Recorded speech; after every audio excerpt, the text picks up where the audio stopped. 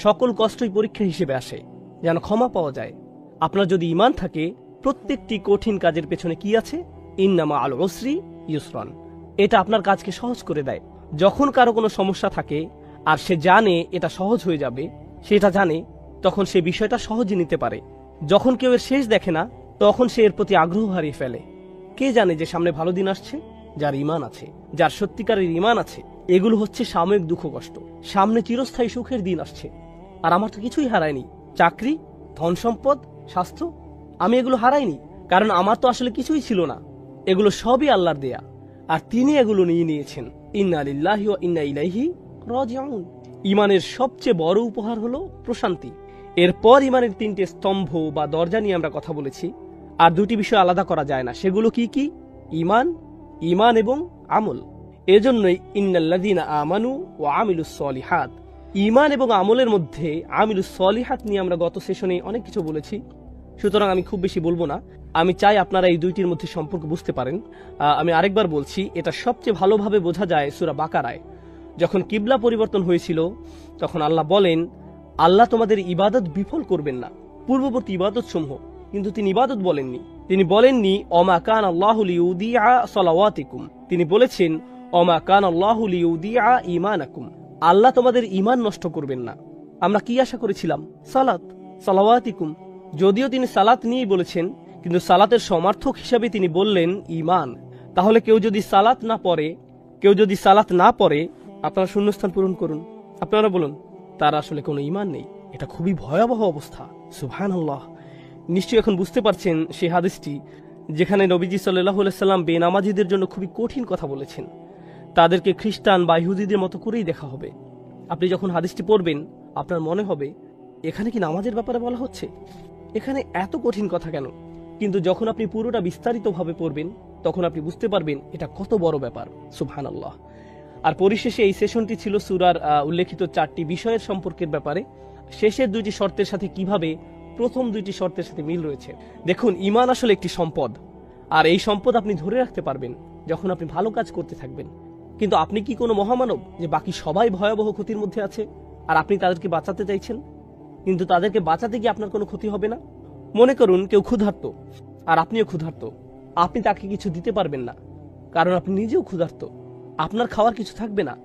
কিন্তু যদি এমন হয় যে তাদেরকে দেওয়ার মাধ্যমে আপনি আরো বেশি খাবার পাবেন, তারপরও আপনি যদি তাকে না দেন, তাহলে আপনি কতটা নিচু মনের মানুষ, আপনি কেমন মানুষ?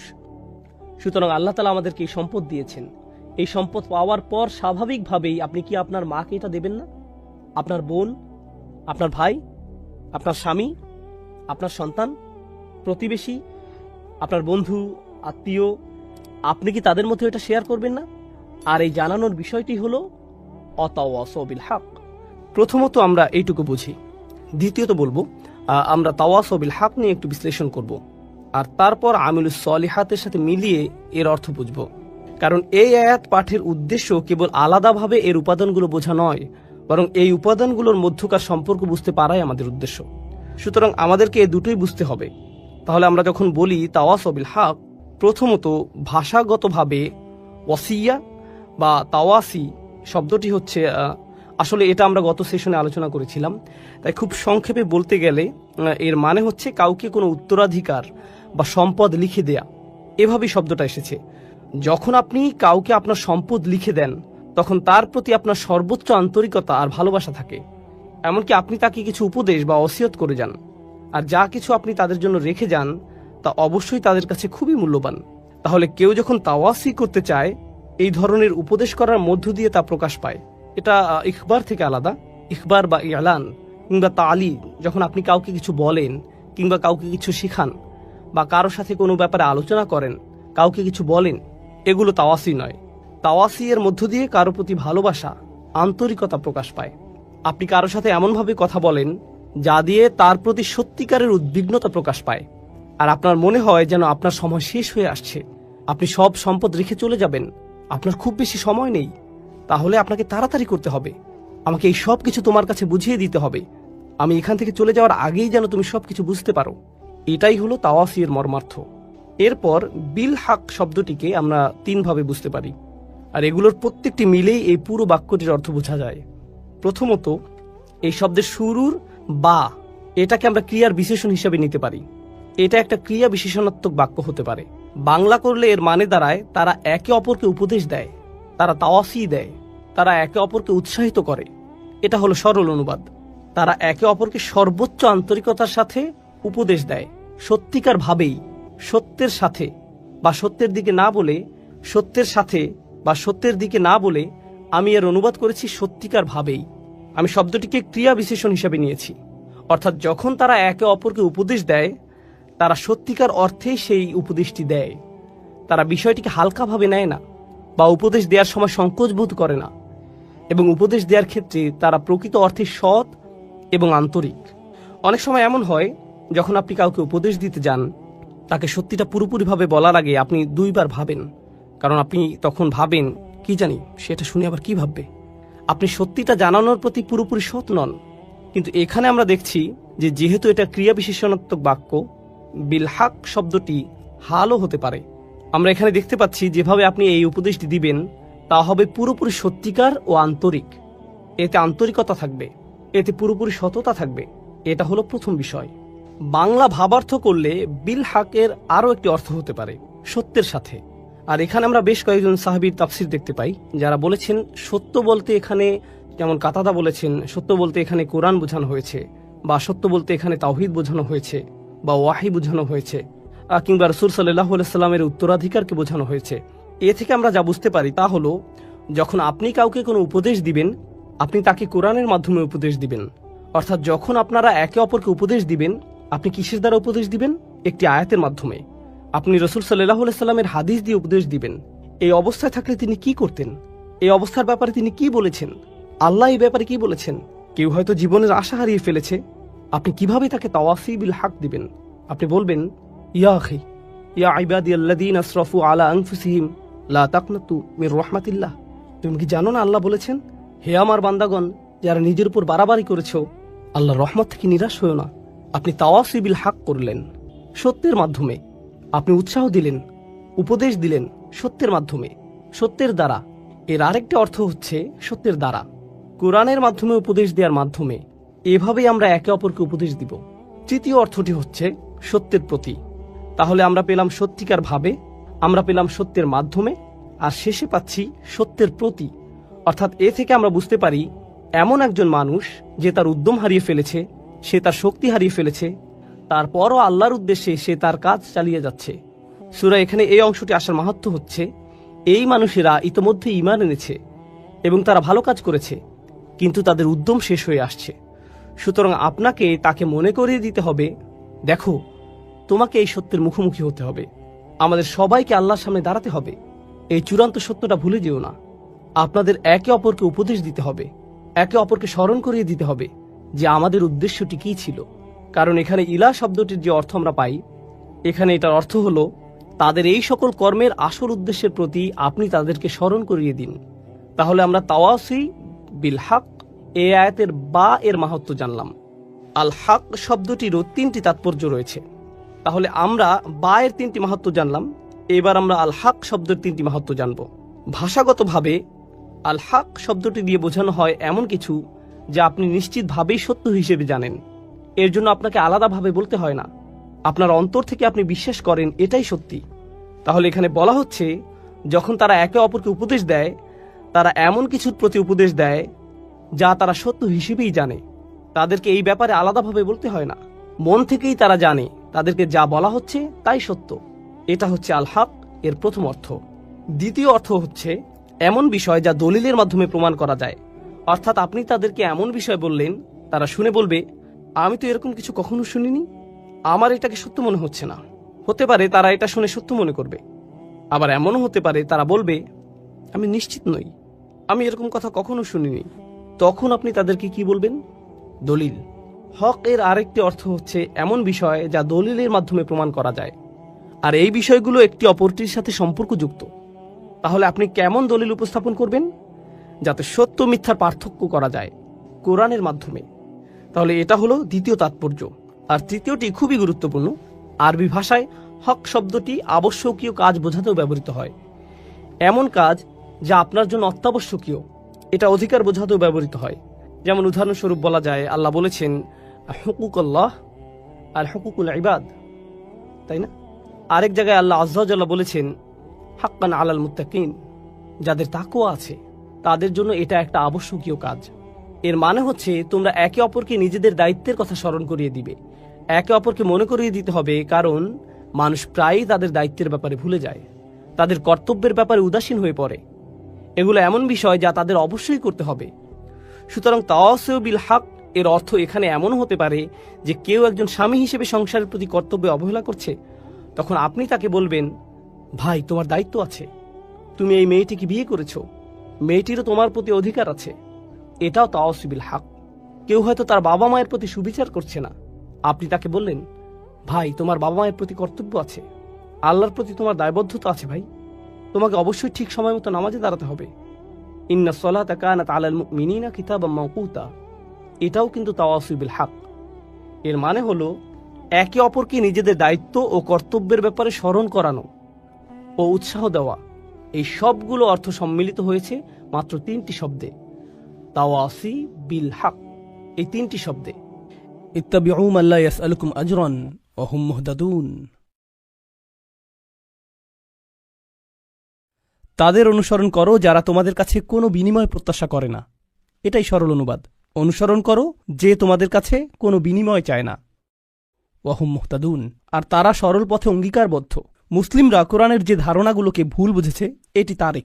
কোরআন বলেছে যে তারা কোনো বিনিময় প্রত্যাশা করেনি। ভাই, আপনার প্রোগ্রামের জন্য কেন ফি নির্ধারণ করেছেন?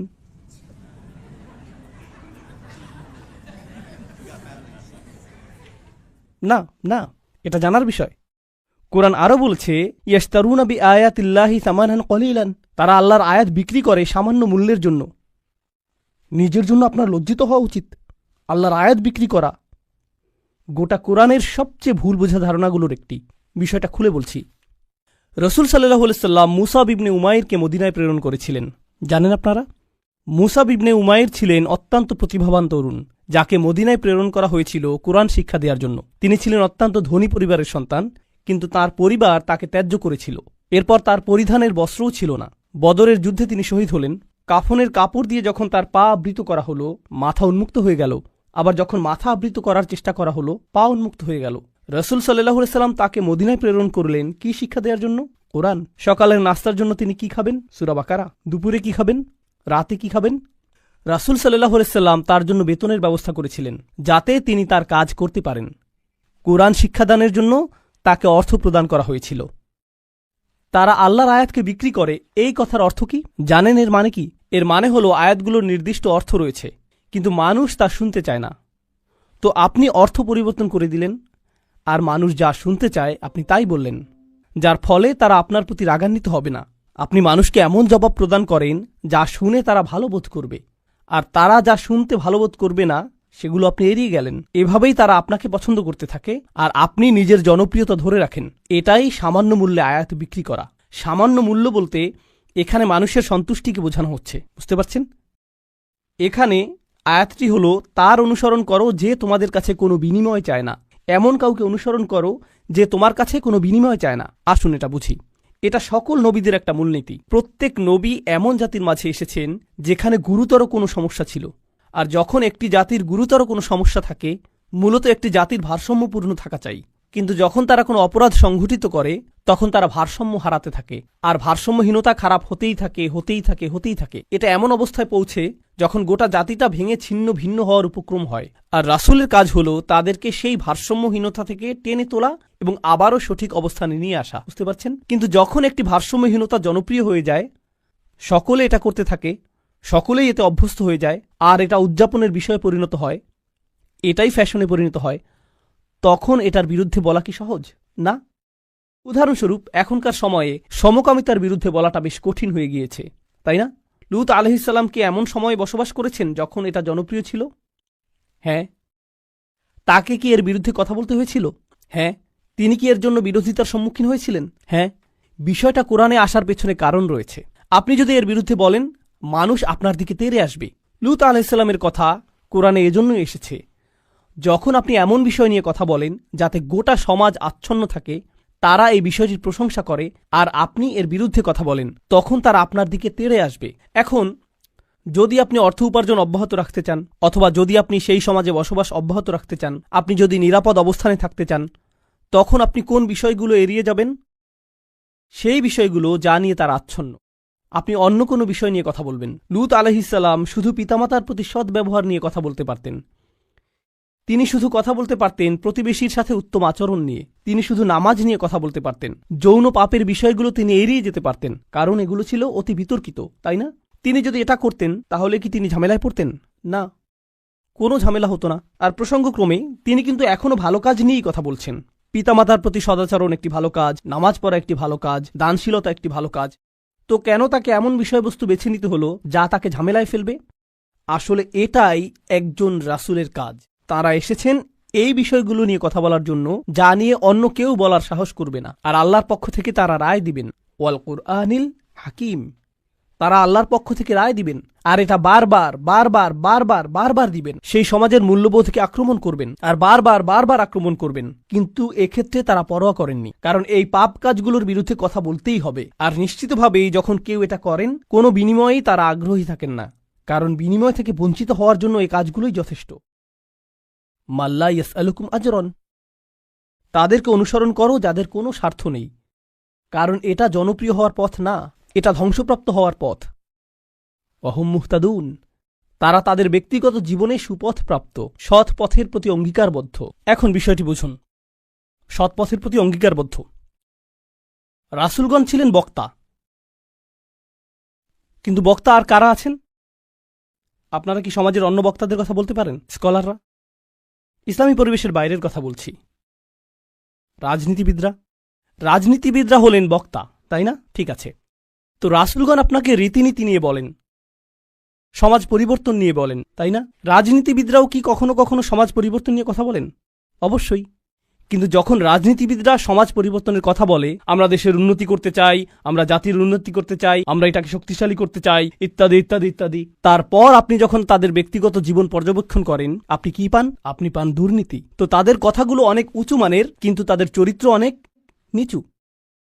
আর প্রসঙ্গক্রমে আপনি দেখেন যে তারা উঁচু মানের জিনিসগুলো নিয়ে কথা বলে এজন্য যে তারা ক্ষমতা চায়, তারা মন্ত্রী হতে চায়, তারা বিনিময় চায়, তারা কোনো কিছুর প্রতি লালায়িত। যখন নবীরা কথা বলেন, তারা কি চান? তারা শুধু চান ন্যায় বিচার, তারা শুধু চান সত্য, আপনার কাছ থেকে কোনো বিনিময় চান না। আর উপরন্তু আপনি যদি নবীদের ব্যক্তিগত জীবনের দিকে লক্ষ্য করেন, তারা সর্বদাই সঠিক পথের প্রতি অঙ্গীকারবদ্ধ ছিলেন। ওয়াহুম মুহতাদুন, তো বাণীটি নিখুঁত এবং বাণীবাহকও নির্ভেজাল। এই ধারণাটি কি আগেও শেখানো হয়েছিল? হ্যাঁ, ইন্নাকা লামিনাল মুরসালিন আলা সিরাতিম মুস্তাকিম। আরেকবার পুনরালোচনা, কোরআন এরকমটাই করে, আয়াতগুলো পরস্পর সম্পর্কযুক্ত। এখন পরের আয়াতে অমালি, অর্থাৎ আমার কি সমস্যা হয়েছে, সেই মানুষটি এখনো কথা বলছেন, সেই রজুল, সেই আদর্শ ব্যক্তি, আল্লাহর ইচ্ছায় যার নাম আমরা কোনো একদিন জান্নাতে জানতে পারব। তিনি বলেছেন, আমার কি সমস্যা হয়েছে?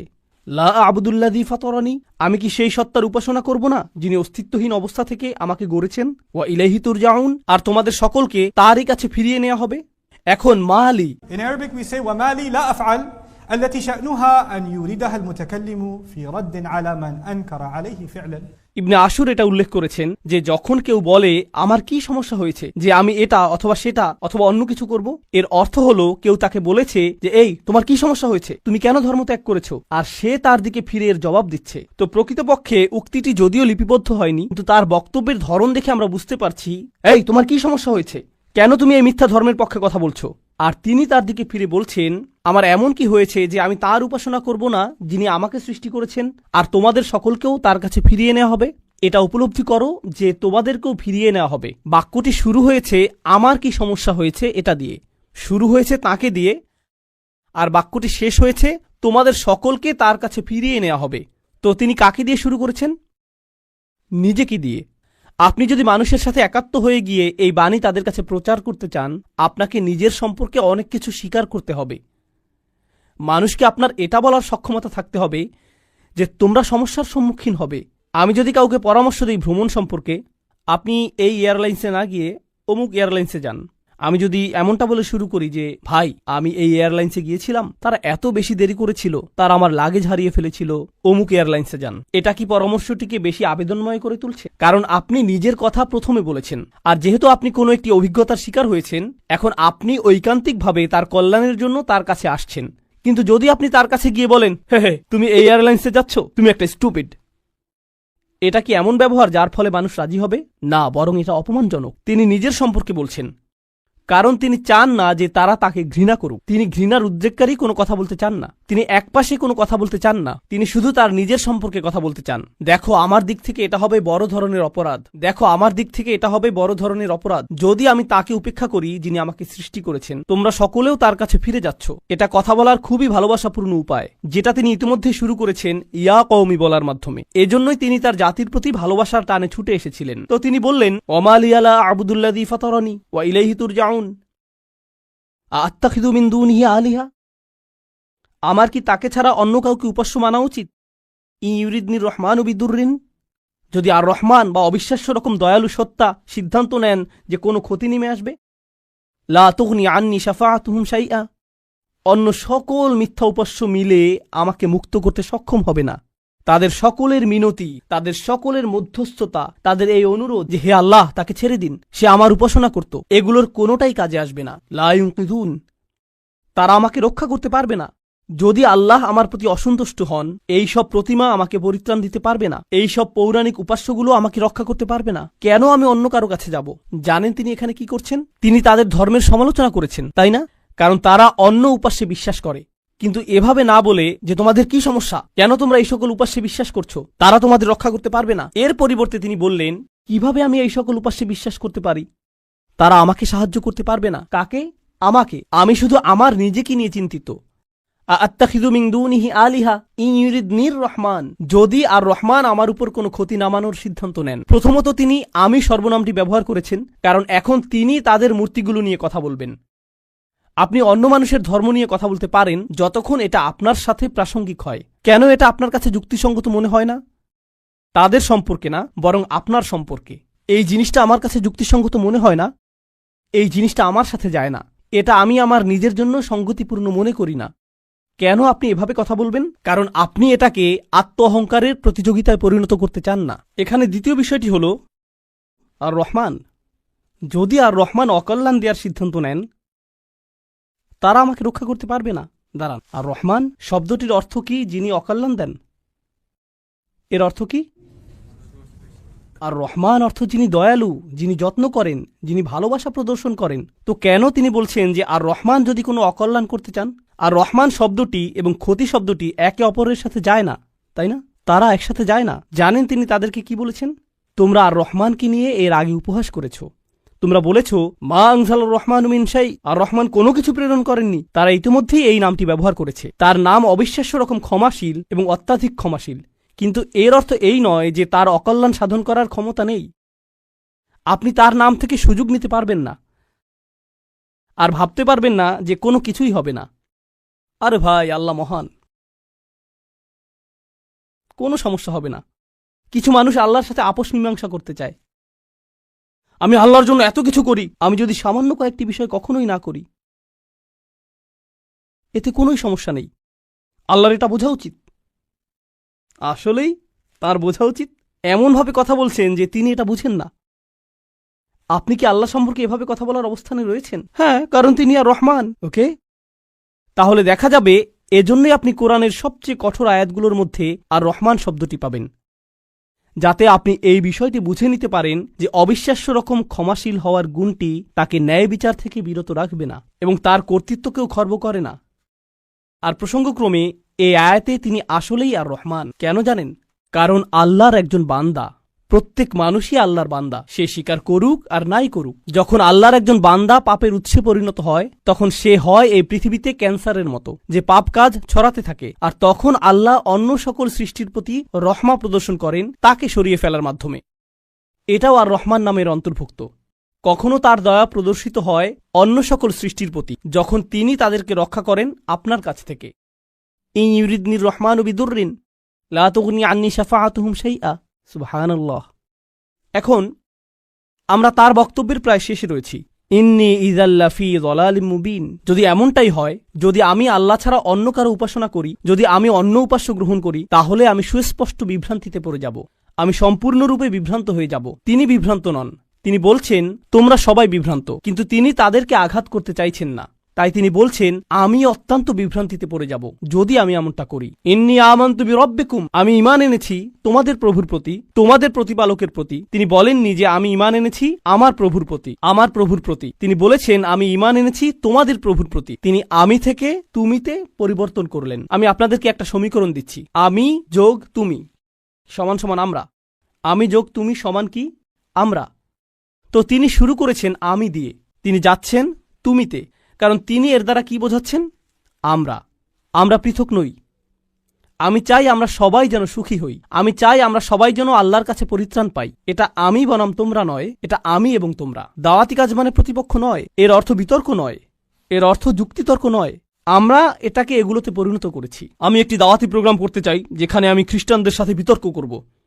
আপনার কোথাও ভুল হচ্ছে, এটা এভাবে কাজ করে না। এর জন্য একটা নির্ধারিত অবস্থান রয়েছে, তবে এটাকে দাওয়াতি কাজ বলে না, এটাকে বলে জিদাল। এর জন্য কোরআনের ভিন্ন শব্দ রয়েছে, আর সেটা হলো সর্বশেষ পন্থা। আমরা শুরুতেই এটা করব না, কখনোই করব না। তো এখন তিনি বলছেন ইন্নী আমানতু বিরব্বিকুম, আমি তোমাদের সকলের প্রভুর প্রতি ঈমান এনেছি, তোমাদের সকলের প্রভুর প্রতি ঈমান এনেছি। ফাসমাউন, আমার কথা শোনো, আমার কথা শোনো। তিনজন রাসূল কথা বলেছেন, আর তিনি বলছেন আমার কথা শোনো, আমি যা বলছি তা শুধু শোনো। কখনো কখনো আমি শিক্ষক হিসাবে এই বিষয়টা খেয়াল করি। আমি আরবি শেখাই অথবা চেষ্টা করি।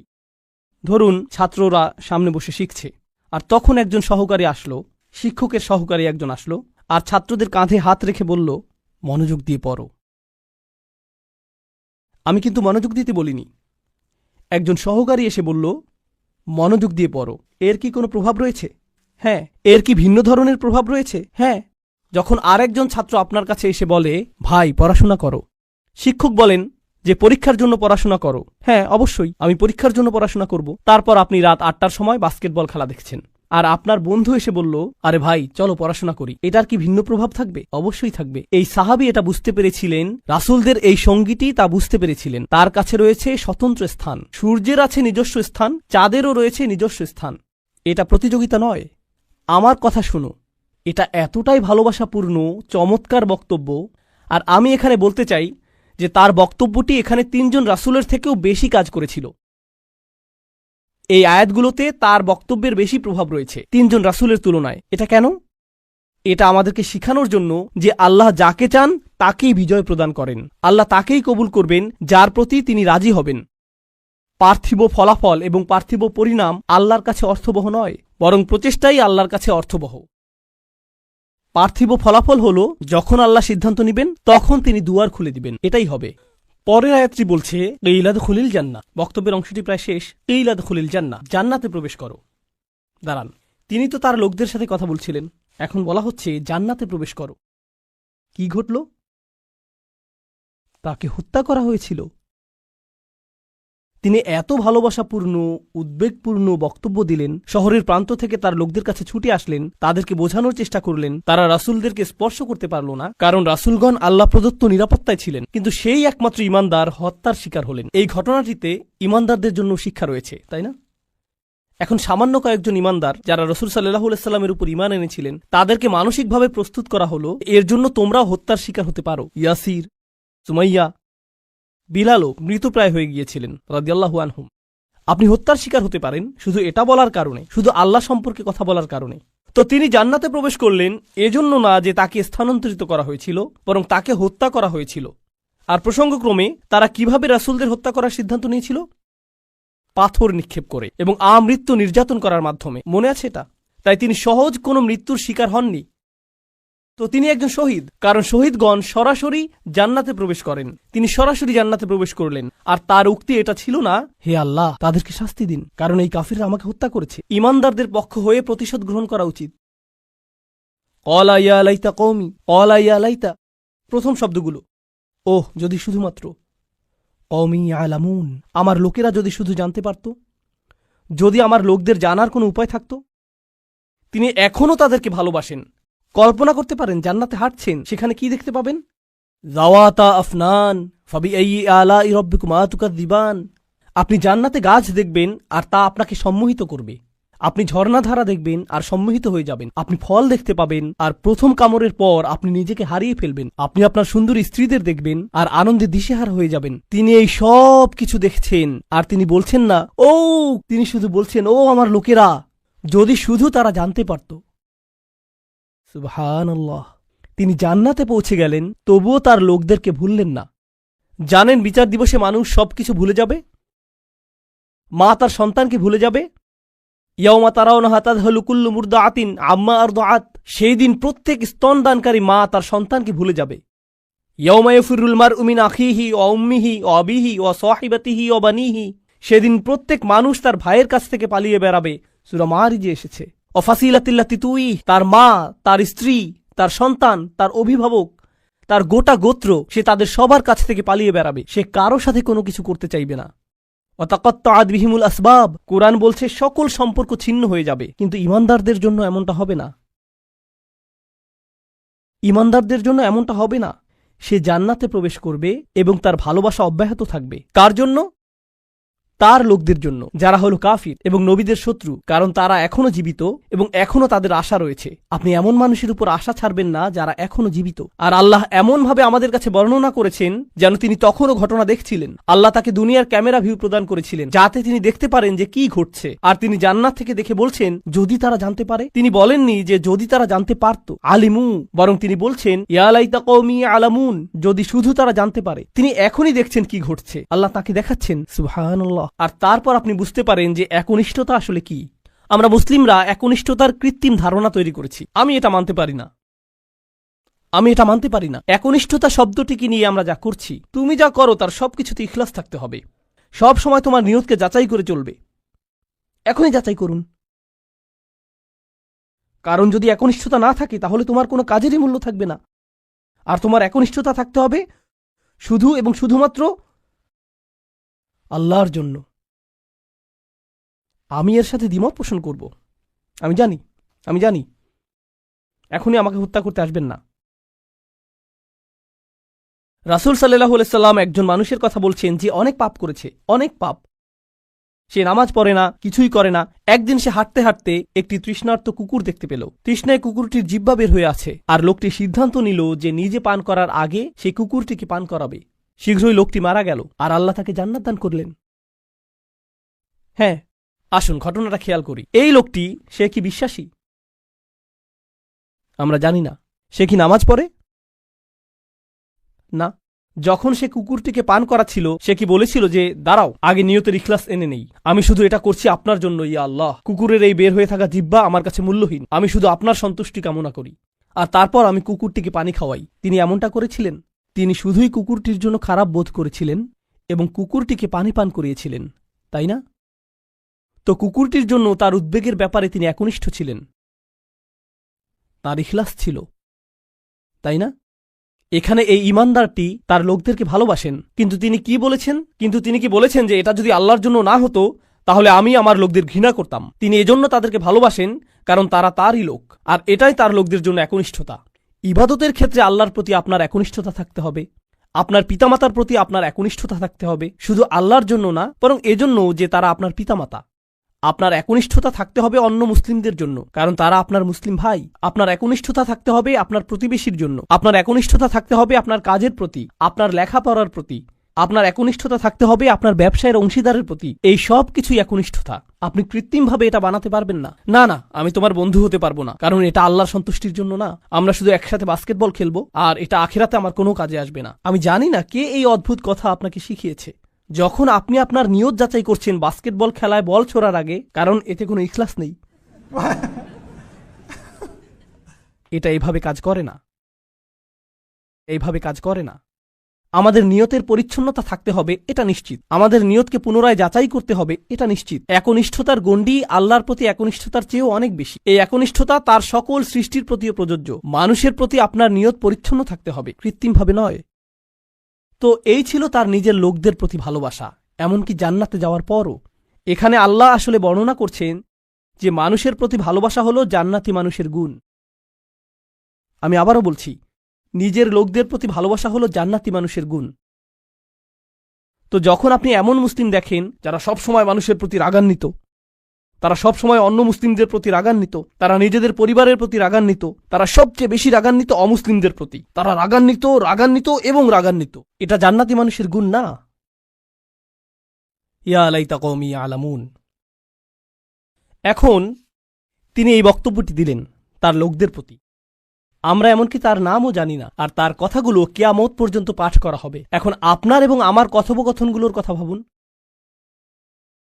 আমরা কথা বলি আইফোন নিয়ে, আমরা কথা বলি গাড়ি নিয়ে, আমরা কথা বলি খেলাধুলা নিয়ে। এই কথাগুলো কোথায় যাবে? এই কথাগুলো কি চিরদিন থেকে যাবে? না। এগুলো কি পৃথিবীতে কোনো কল্যাণ নিয়ে আসবে? না। জানেন এই সম্পর্কে ভাবতে গিয়ে আমি কি উপলব্ধি করছি?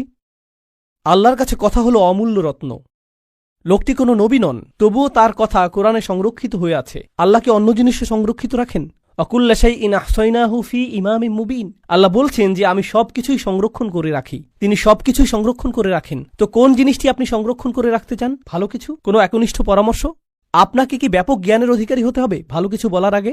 এই মানুষটির কি ভালো কথা বলার আগে অনেক অনেক ডিগ্রির প্রয়োজন হয়েছিল? বিষয়টি জটিল নয়, শুধু ভালো মানুষ হন। লক্ষ্য করুন কেমন চমৎকারভাবে কোরআন সন্নিবেশিত। যখন তিনি জান্নাতে গেলেন আর তিনি বললেন যদি আমার লোকেরা জানতে পারে, পরের আয়াতে তিনি বলছেন বিমা গফর আলী রব্বি ওয়া জাআলানি মিনাল মুকরামিন, সেই ক্ষমা যা আমার প্রভু আমাকে প্রদান করেছেন আর আমাকে তাদের অন্তর্ভুক্ত করেছেন যাদেরকে সম্মানিত করা হয়েছে। তিনি জান্নাতের দুটি জিনিসের কথা বলছেন, ক্ষমা এবং সম্মান। সূরার শুরুতে এসেছে ফাবাশশিরহু বিমাগফিরাতিন ওয়া আজরিন কারীম। সূরার শুরুতে আল্লাহ বলছেন কোন এক স্থানের সেই একাকী ঈমানদারদেরকে অভিনন্দন প্রদান করো যে সে পাবে ক্ষমা এবং সম্মানসূচক প্রতিদান। মনে আছে সেটা? ক্ষমা এবং সম্মানসূচক প্রতিদান। এখন সূরার মাঝখানে এই মানুষটি জান্নাতে পৌঁছে গেলেন এবং বললেন ইয়া আল্লাহ, আপনি আমাকে ক্ষমা প্রদান করেছেন এবং সম্মানিতদের অন্তর্ভুক্ত করেছেন। পুনরালোচনা, নিখুঁত পুনরালোচনা, এটাকে বলা হয় কুরআনের ইহকাম ওয়াল কুরআনিল হাকিম। এই আয়াতগুলো নিয়ে শেষে একটি বিষয় আমি আসলেই ভালোবাসি, তা হল যখন তিনি তার লোকদের সাথে কথা বলছিলেন তিনি বললেন ইন্নী আমানতু বিরব্বিকুম, আমি ঈমান এনেছি তোমাদের প্রভুর প্রতি, আমি ঈমান এনেছি তোমাদের প্রভুর প্রতি। কিন্তু যখন তিনি জান্নাতে প্রবেশ করলেন তিনি বললেন বিমা গফর লি রব্বি, আমার প্রভু। একই মানুষের কথা। এখন তিনি বলছেন আমার প্রভু। যখন তিনি জান্নাত দেখলেন, যখন তিনি জান্নাতে প্রবেশ করলেন, যখন তিনি ক্ষমা লাভ করলেন, যখন তিনি আল্লাহ প্রদত্ত সম্মানের অধিকারী হলেন। প্রসঙ্গক্রমে কারো দ্বারা সম্মানিত হওয়ার অর্থ কি? কিভাবে আপনি কারো দ্বারা সম্মানিত হতে পারেন বলতে পারেন আমাকে? স্বীকৃতি পাওয়া। হ্যাঁ, কারো স্বীকৃতি পাওয়া। কেউ আপনাকে অভিবাদন জানালো, কেউ আপনার সাথে কর্মর্দন করতে আসলেন, এটা দ্বারা তিনি আপনাকে সম্মানিত করলেন, তাই না? আমি এখনই বলে দিচ্ছি, সামনের আয়াতগুলোতে এটা আসবে। সেখানে আল্লাহ বলছেন সালামুন কওলাম মির রব্বির রহিম, এই সূরাতেই। আরো পরে আল্লাহ বলছেন তিনি তোমাদেরকে বলবেন সালাম। তো শুরুতে তিনি বলছেন আমি তোমাদেরকে প্রদান করব সম্মানিত প্রতিদান, সম্মানিত প্রতিদান, সম্মানিত প্রতিদান। সেই সম্মানিত প্রতিদানটি কি? কতটা সম্মানিত এটা হতে পারে? আমি কি একটা মেডেল পাবো? কোনো সার্টিফিকেট দেয়া হবে পরীক্ষায় পাশ করার পর যেমনটা দেয়া হয়? কি সার্টিফিকেট আপনি পাবেন? আপনি পাবেন সালাম, আল্লাহর পক্ষ থেকে। এটাই আপনি পাবেন। তো যখন তিনি তা পেলেন তিনি ভুলে গেলেন যে এই প্রভু অন্য কারো প্রভু, তিনি শুধু তারই প্রভু। আমার প্রভু আমাকে ক্ষমা প্রদান করেছেন, আমার প্রভু আমাকে সম্মানিতদের অন্তর্ভুক্ত করেছেন, তিনি আমার প্রভু এবং শুধুই আমার প্রভু। সুবহানাল্লাহ। একজন ঈমানদারের কি চমৎকার চিত্র এটা। এখন এটা ঘটেছে জান্নাতে, কিন্তু মূল ঘটনাটা চলমান থাকার কথা কোথায়? এই পৃথিবীতে। কি ঘটেছিল এখানে? এখন আল্লাহ যা করবেন তা অত্যন্ত কঠোর। মনোযোগ দিয়ে শুনুন, কারণ এটা মুসলিমদের আরেকটা ভুল ধারণা। এ কারণে এই সূরাটি আমি বেছে নিয়েছি। যখনই আমি কোনো সূরা বেছে নেই আমি উপলব্ধি করি যে আল্লাহ আমাদের সমসাময়িক এত এত সমস্যার জবাব দিয়েছেন, এটা অবিশ্বাস্য। যদি মুসলিমরা কোথাও আক্রমণ করে অথবা কোনো কিছু বিস্ফোরণে উড়িয়ে দেয় আর অন্য মুসলিমরাও এতে মারা যায়, তাহলে তারা তো জান্নাতেই প্রবেশ করবে, এতে কোনো সমস্যা নেই। আমি এই যুক্তি শুনেছি। এই পরিস্থিতির শিকার হয়ে যদি মুসলিমরা অথবা নিরীহ মানুষ মারা পড়ে, আল্লাহ তো জানেনি, তিনি তাদেরকে জান্নাতে পাঠিয়ে দিবেন। তাই এখানে কোনো ক্ষতি হয়নি, কারণ জান্নাত দুনিয়ার চেয়ে উত্তম।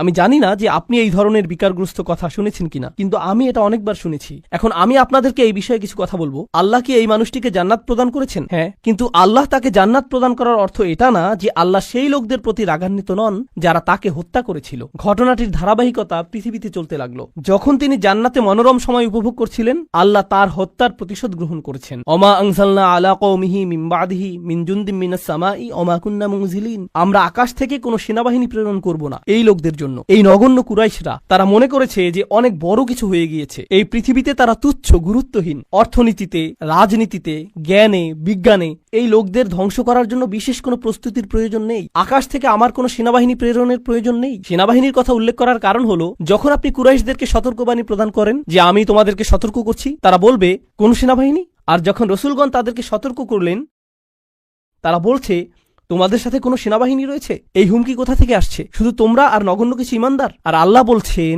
তাদেরকে ফেরেশতার সেনাবাহিনী প্রদর্শন করার আমার প্রয়োজন নেই। তারা বলবে ওকে, যদি ফেরেশতা দিয়ে তৈরি সেনাবাহিনী থাকে তোমার কাছে, যারা তোমার কাছে ওহী নিয়ে আসে, যদি সেই ফেরেশতা গোটা আকাশ জুড়ে থাকে, ওয়ালাকাদ রাআহু বিল উফুকিল মুবিন, তিনি জিবরিল আলাইহিস সালামকে গোটা আকাশ জুড়ে থাকার অবস্থায় দেখেছেন, তাহলে কেন তুমি জিবরিলকে কিছু ক্ষমতা প্রদর্শন করতে বলছো না যাতে আমাদেরকে ধ্বংস করে দিতে পারে? হ্যাঁ, আর আল্লাহ বলছেন আমি তোমাদেরকে এর জবাব দিয়ে সম্মানিত করব না। তোমাদের মতো নগণ্য জীবকে ধ্বংস করার জন্য আমার ফেরেশতার প্রয়োজন নেই, তোমরা তারও যোগ্য না। আল্লাহ কি আগের জাতিগুলোকে ধ্বংস করার জন্য ফেরেশতা পাঠিয়েছিলেন? হ্যাঁ, তিনি পাঠিয়েছিলেন। আল্লাহ বলছেন কুরাইশরা এমনকি এরও যোগ্য না। এ কাজে ফেরেশতাদের সময় নষ্ট করার মতো যোগ্য কুরাইশরা না যে আল্লাহ কাউকে ডেকে বলবেন হেই যাও এদেরকে ধ্বংস করো। না না না, সময় নষ্ট করো না। ইন কানাত ইল্লা সাইহাতান ওয়াহিদাতান, এটা একটা বিকট বিস্ফোরক শব্দ ছাড়া আর কিছুই ছিল না। প্রচণ্ড একটা শব্দ। আপনারা জানেন বিস্ফোরণ আসলেই প্রকাণ্ড শব্দ তৈরি করে। এটা ছিল শুধু সেই রকম একটা বিস্ফোরক। এটা ছিল সেই রকম একটা বিস্ফোরক শব্দ। ফাইদা হুম খামিদুন, আর তাদেরকে নিভিয়ে দেয়া হলো, তারা সম্পূর্ণরূপে নিভে গেল। সয়হা হলো তীব্র কোনো শব্দ। আর এই আয়াতটিতে চমৎকার সাহিত্যিক বৈপরীত্য ফুটে উঠেছে। কারণ যখন আপনি কোরআনের সুমধুর বাণী শুনতে অস্বীকৃতি জানান, আর যখন এই জাতিগুলো তাদের রাসূলদের চমৎকার কণ্ঠ শুনতে অস্বীকৃতি জানিয়েছিল, তখন একমাত্র যেই শব্দ তারা শোনার যোগ্য তা হলো বিস্ফোরণের শব্দ। আর তারপর আল্লাহ বলছেন ফাইদা হুম খামিদুন, এতে অসাধারণ একটা শব্দ। হুমুদ এবং হুমুদ দুইটি শব্দ রয়েছে আরবিতে। শীতকালে যখন রাতে আগুন জ্বালান আর এভাবে নিভান, এটাকে বলা হয় হুমুদ। আর আপনি যদি তা নিভান আর লালচে হলুদ বা কমলা রঙের সামান্য পরিমাণ কয়লা জ্বলন্ত থেকে যায়, তাকে বলা হয় হুমুদ।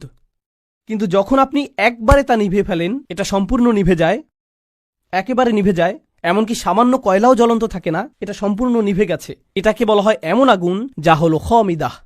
খামিদাহ ফাইদা হুম খামিদুন, তারা সম্পূর্ণ নিশ্চিহ্ন হয়ে গেল। এমন একজনও থাকবে না যে মৃত্যুর পূর্বে মাটিতে গড়াগড়ি দিতে থাকবে। তারা নিঃশেষ হয়ে যাবে, সবাই একসাথে, যেভাবে একটি আগুন নিভানো হয়। আর প্রসঙ্গক্রমে তাদের মৃত্যুকে আগুন নিভানোর সাথে তুলনা করার মাধ্যমে তাদেরকে তুলনা করা হয়েছে আগুনের সাথে। আর আপনি যদি তাদেরকে আগুনের সাথে তুলনা করেন, তাহলে এর অর্থ হল তারা বিপজ্জনক। আপনি যদি আগুনকে জ্বলতে দেন, আগুন কি হবে?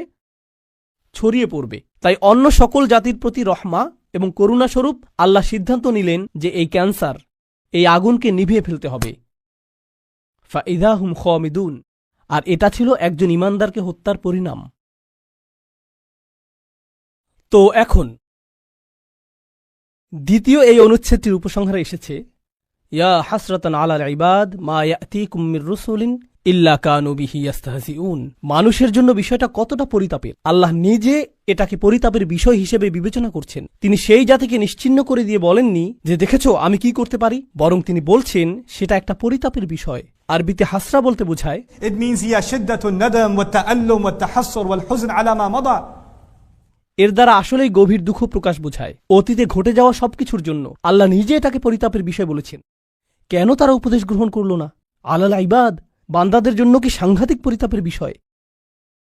তিনি তাদেরকে বান্দা বলছেন। কেন তিনি বান্দা বললেন? কেন তিনি বললেন না যে ইয়া হাসরাতান আলাল কুফার? কি পরিতাপের বিষয় কুফফারদের জন্য, অবিশ্বাসীদের জন্য।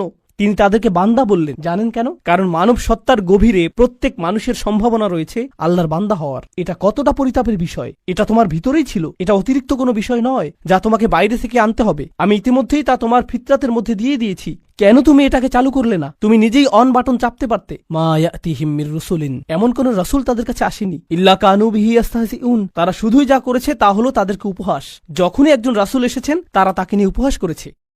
এখন এই আয়াতে আল্লাহ বলেননি যে তারা রাসূলদের হত্যা করেছে অথবা তারা রাসূলদের হুমকি দিয়েছে। তিনি বলেছেন যে তারা রাসূলদের নিয়ে উপহাস করেছে। কিন্তু এর আগে আপনারা শিখেছেন তারা বলেছিল যে তারা রাসূলদের হুমকি দিবে, তারা তাদেরকে অভিশাপ হিসেবে গণ্য করবে। মনে আছে সেটা? কিন্তু এখানে যখন পরিতাপের বিষয়টি আসলো, তিনি বলছেন যে এই আযাবের সম্ভাবনার সূচনা হয়েছে তাদেরকে উপহাস থেকে। যখন একটি জাতি রাসূলদের নিয়ে উপহাস করা শুরু করে তখন থেকে তাদের ধ্বংসের সময় গণনার জন্য ঘড়ির কাঁটা চালু হয়ে যায়। তাদের ধ্বংসের প্রথম ধাপ হলো মূলত কার্টুনে যেরকম ডিনামাইট বোমার ছবি আঁকা থাকে, যেখানে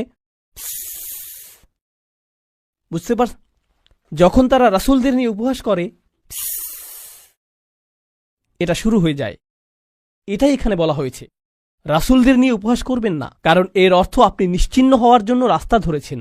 এখন যখন আল্লাহ বলছেন কত রাসূল এসেছে কিন্তু তারা ঈমান আনেনি, তারা শুধু উপহাস করেছে। আপনি সূরাটির শুরুতে শিখেছেন ওয়াসাওয়াউন আলাইহিম আনযারতাহুম আম লাম তুনদিরহুম লা ইউমিনুন।